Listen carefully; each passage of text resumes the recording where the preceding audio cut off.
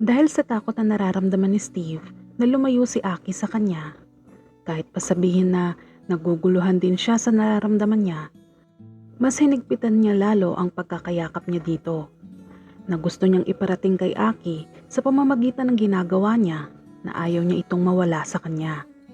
Pero dahil tila hindi ni Aki maintindihan o nakukuha ang nais niyang iparating dito, hirap mang magsalita ay pinilit ni Steve ang sarili niya. At sa unang pagkakataon, sinabi niya kay Aki kung ano ba talaga ang laman ng puso niya.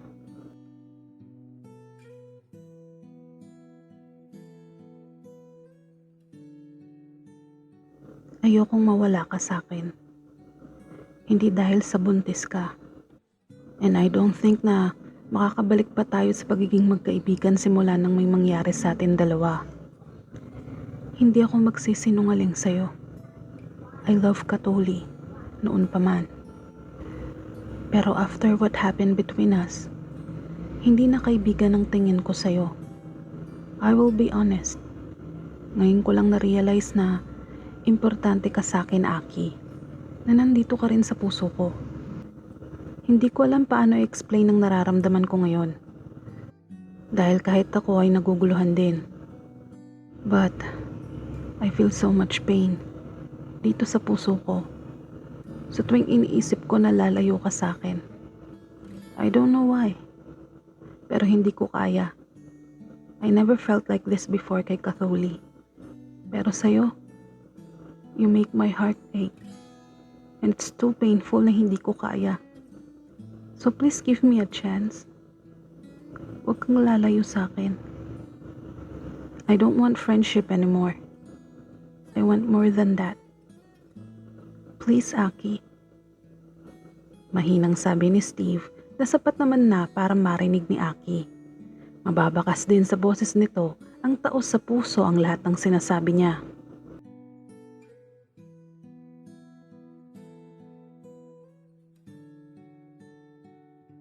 Naramdaman naman yun ni Aki.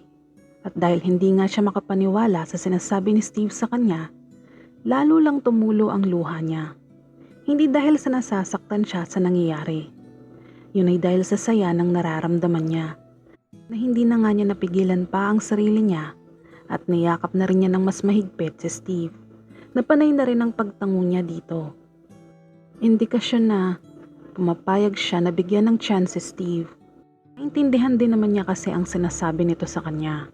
Hindi pa naman nito masabi sa kanya na mahal siya nito, pero para kay Aki, sapat na sa kanya na malaman na importante din pala siya kay Steve. Hindi lang bilang isang kaibigan, kundi mas higit pa doon.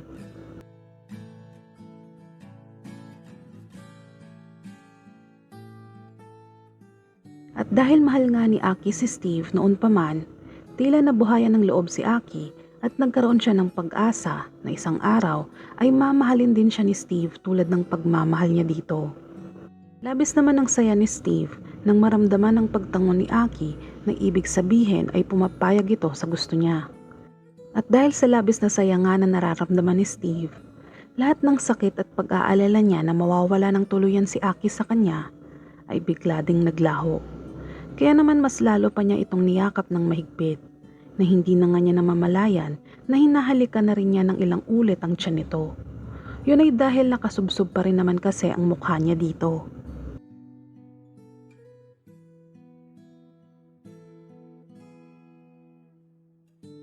Nang maramdaman naman ni Aki ang paghalik ni Steve sa tiyan niya, pakiramdam ni Aki ay namula ng husto ang buong mukha niya dahil sa labis na hiya, pero kinikilig din naman siya at the same time. Ilang sandali lang din, pinaupo ni Steve si Aki sa tabi niya. Saka sila nagsimulang mag-usap ng masinsinan, na kung titingnan ng dalawa ay tila ilang na ilang sila sa isa't isa. Yun ay dahil sa magkahalong hiya na nararamdaman nila at dahil na rin sa hindi rin naman nila alam kung paano sisimulan ang pagkikipag-usap ng tama ayon na rin sa kung anong meron sila ngayon. Hanggang sa si Steve na rin ang bumasag sa nararamdaman nilang pagka-awkward at hiya sa isa't isa.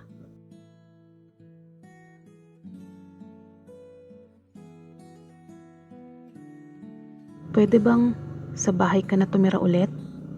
I don't mean na doon ka na sa kwarto ko matutulog at matutulog tayong dalawa na magkasama. I won't do anything na hindi ka pa ready. Meron naman akong isang kwarto pa, di ba? Gusto ko lang na doon ka na tumira sa bahay. Just to make sure na lagi akong nasa tabi mo. Especially now na buntis ka. And I know na hindi madali ang pagbubuntis. At gusto ko ibigay lahat ng pangangailangan mo at ng bata. And tulad nga ng sinabi ko sa'yo kanina, hindi ko kayang mawala ka sa tabi ko. Malambing na sabi ni Steve na halos mamula pa ang mukha nito na hirap tumingin ng diretso kay Aki, na para itong teenager na in love.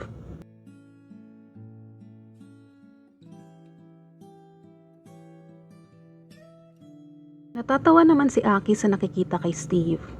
At dahil sa kagustuhan din nito na mas mapalapit kay Steve, ay mabilis itong pumayag sa kagustuhan nito. Tila lalo pang lumakas ang tibok ng puso ni Aki at namula din ng husto ang mukha nito nang bigla niyang makita ang pagkakangiti ni Steve na halatang sobrang saya nito. Saka nito sinabi sa kanya na mag-impake na siya at siya naman ang bahala na kumausap kala Katholi na isasama na siya nito pabalik sa bahay niya.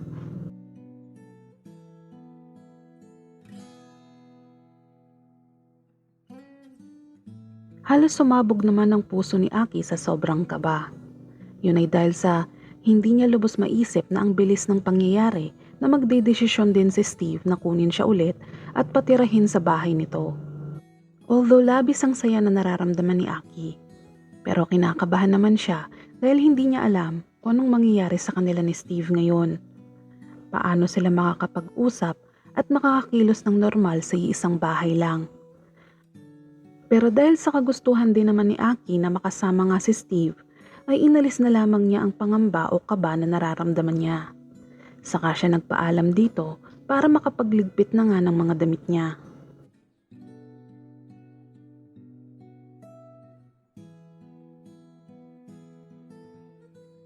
Nang umalis naman si Aki papasok sa mansyon, papunta sa guest room kung saan ito natutulog, sumunod din si Steve sa kanya. Kung saan hinanap naman nito sila Katholi para makapagpaalam dito. At sabihin na rin dito ang napag-usapan nila ni Aki. Hindi nga nagtagal, nakita din ni Steve sila Katholi sa sala na nakaupo na tila may pinag-uusapan din. Pero bigla din naman silang huminto nang dumating siya. Mabilis naman na lumapit si Katholi kay Steve at tinanong ito ng isang katutak na mga tanong na hindi halos nagre-registered sa utak ni Steve dahil sa bilis magsalita ni Katholi.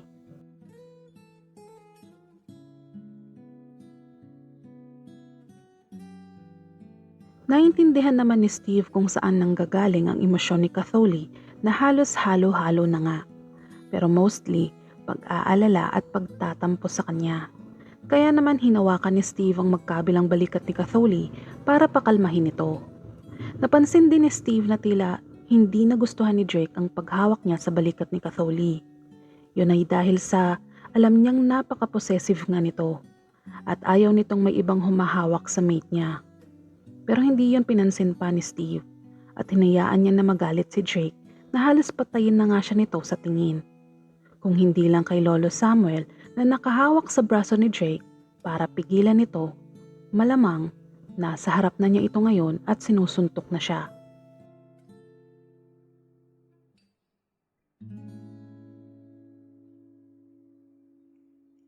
Inalis ni Steve ang tingin niya kay Drake na napatingin naman kay Lolo Samuel at ngumiti dito na tila nagpapasalamat ito. Naintindihan naman siya agad ni Lolo Samuel at ngumiti din pabalik sa kanya. Pero si Katholi naman ay hindi halos maipinta ang itsura nito dahil sa ni isa sa mga tanong niya ay hindi pa nga nasasagot ni Steve. Gusto din kasi niyang malaman ang pinag-usapan ni Steve at ni Aki. Ganon din ang tungkol sa side ni Steve kung ano nga bang naging dahilan nito, bakit ito ginalaw si Aki at bakit din ito inilihim sa kanila.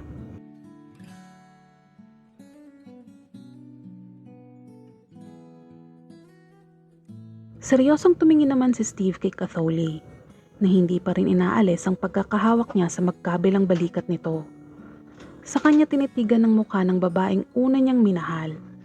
Sa patuloy na pagtitig ni Steve kay Katholi, sa kanya na-realize o napagtanto na ang pagmamahal pala na nararamdaman niya dito ay bilang kapatid lang. At dahil wala nga siyang kapatid at halos nag-iisa na siya sa buhay dahil patay na nga ang mga magulang niya, at dahil din mas naging malapit siya kay Catholi, dahil sa malambing nga ito kumpara kay Aki noon pa man, iba ang naging epekto ni Catholi sa kanya. Na iniisip nga niya na mahal niya ito. Pero ngayon nga, alam niya sa sarili niya na ang pagmamahal na yon ay bilang kapatid lang.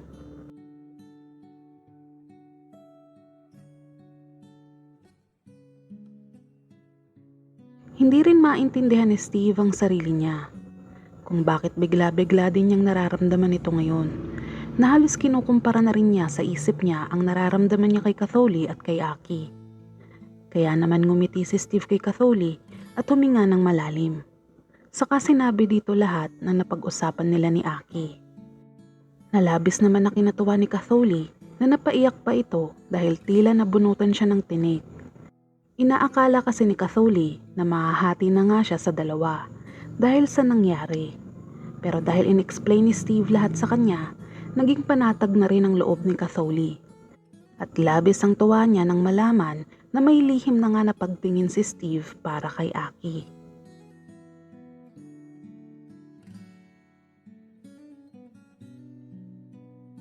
Bago naman sabihin ni Steve ang tungkol sa pagkuha niya kay Aki, pabalik sa bahay niya, nilakasan na ni Steve ang loob niya. At sinabi kay Catholi ang lahat-lahat tungkol sa nararamdaman niya dito.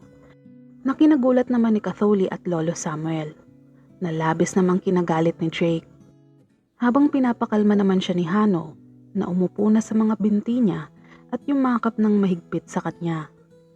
Narinig din ni Aki ang sinabi ni Steve habang pababa siya ng hagdan. Ang ngiting na nasa labi niya kanina ay bigla namang nawala nang makaramdam siya ng pagkakirot sa puso niya.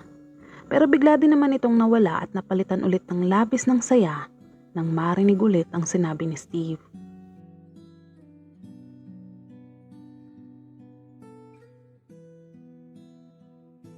Saka din ni Steve sinabi sa lahat na isasama nga niya pabalik sa bahay niya si Aki dahil sa kagustuhan nga niya na siya ang mag-alaga dito.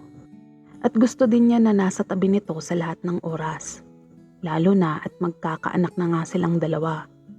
Masayang pumayag naman si Catholi kay Steve, pero binantaan din niya ito na oras na pinaiyak nito at sinaktan si Aki, kung kinakailangan kalad ka rin ito palayo sa kanya ay gagawin niya. At hindi na nga niya ito makikita pa kailanman. Nangako naman si Steve kay Catholi na hindi niya sasaktan si Aki, habang si Lolo Samuel naman ay masayang binati si Steve.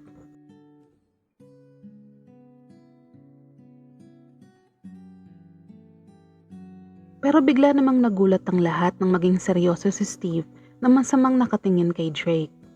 At binantaan din ito na tulad ng sinabi ni Catholi sa kanya kanina, na kapag sinaktan o pinaiyak nito si Catholi, gagawin din niya ang lahat para ilayo si Catholi sa kanya. At sa huli, sinabi ni Steve kay Drake na mahalin niya si Catholi higit pa sa buhay niya. Napangiti naman si Drake sa sinabi ni Steve, na tila masaya ito dahil natanggap na rin sa wakas ni Steve na si Catholi ay pag-aari nga niya. Kaya naman, seryoso niya itong tinitigan at nangako din dito. Nagagawin niya ang lahat para mapasaya si Catholi at siya lang ang babae sa buhay niya.